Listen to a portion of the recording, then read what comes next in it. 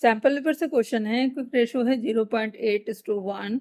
Question में पूछा गया है कि इन ट्रांजेक्शन्स का रेशो के ऊपर क्या इम्पैक्ट होगा।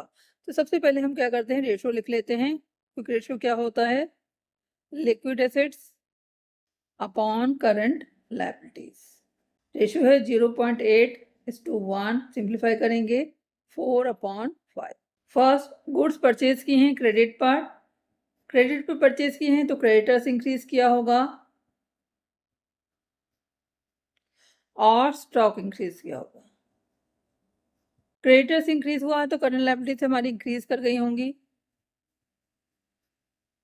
पर लिक्विड एसेट्स के ऊपर कोई इंपैक्ट नहीं है क्योंकि स्टॉक लिक्विड एसेट्स का पार्ट नहीं है। तो रेशियो क्या करेगा, decrease. Second, outstanding expenses paid, हमने एक्सपेंसेस को पे किया है तो करंट लायबिलिटीज हमारी डिक्रीज करेंगी और लिक्विड एसेट्स भी हमारी डिक्रीज करेंगी क्योंकि हमने कुछ पैसा पे किया होगा। तो एक बार इम्पैक्ट देख लेते हैं। रेशियो है 4/5। सपोज 40,000 रुपीज की लिक्विड एसेट्स थी और करंट लायबिलिटीज थी 50,000। हमने 5,000 रुपीज का एक्सपेंस पे कर दिया, 5,000 यहाँ से जाएगा, 5,000 यहाँ से, वैल्यू क्या आएगी 35,000 अपॉन 45,000। सिंप्लीफाई करेंगे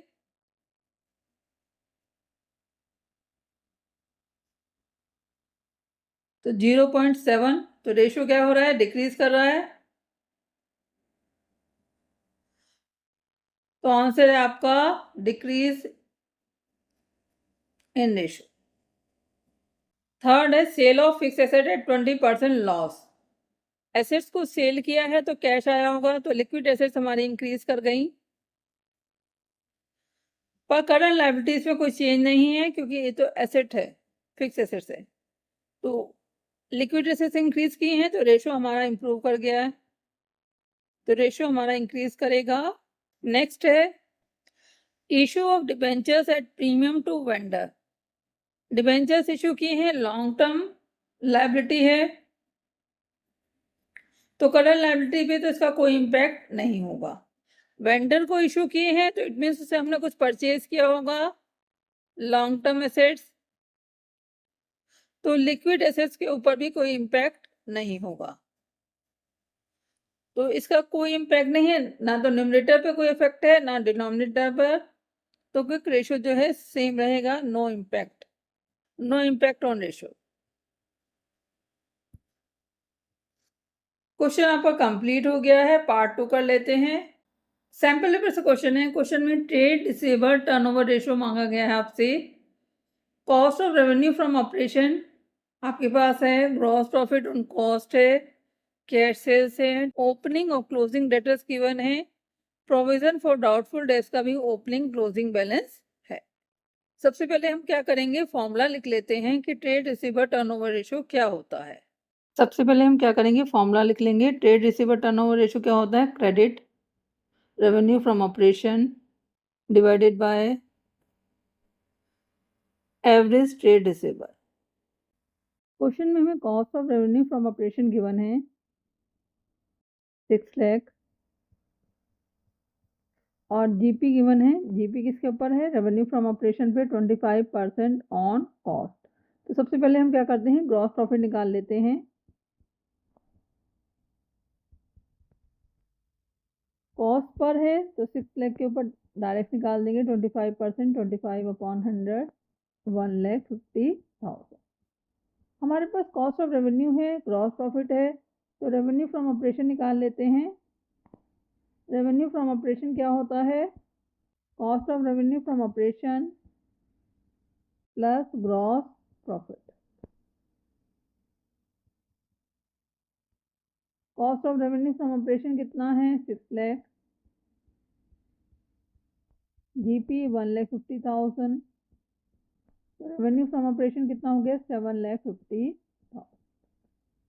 कैश सेल्स है 20%, तो 7,50,000 का 20% निकाल लेते हैं, 1,50,000।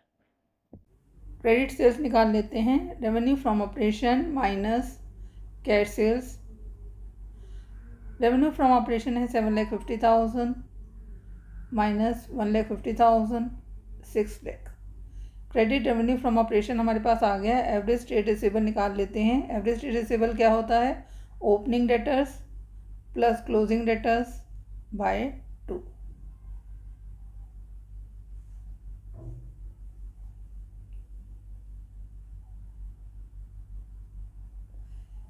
ओपनिंग डेटर्स है 1 लाख, क्लोजिंग डेटर्स है 2 lakh. 1 lakh plus 2 lakh divided by 2, 1,50,000। दोनों की वैल्यूज आ गई हैं, फॉर्मूले में पुट कर देते हैं। ट्रेड रिसीवेबल टर्नओवर रेशियो क्या होता है? Credit revenue from operation upon average trade receivable. 1,50,000 के ट्रेड रिसीवेबल से क्रेडिट रेवेन्यू फ्रॉम ऑपरेशन है 6 लाख। 6 लाख अपॉन 1,50,000 4 टाइम्स से रिप्रेजेंट करेंगे इसको। क्वेश्चन आपका कंप्लीट हो गया। कोई डाउट है तो कमेंट सेक्शन में लिख सकते हैं। Thank you for watching video. Kindly like and subscribe it.